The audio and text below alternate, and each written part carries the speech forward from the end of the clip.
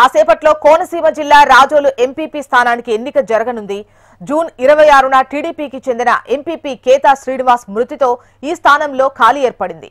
ఎన్నికలు నిర్వహించేందుకు జూలై 16, 17న ఏర్పాట్లు చేయగా కూటమి సభ్యులు గైర్హాజరయ్యారు.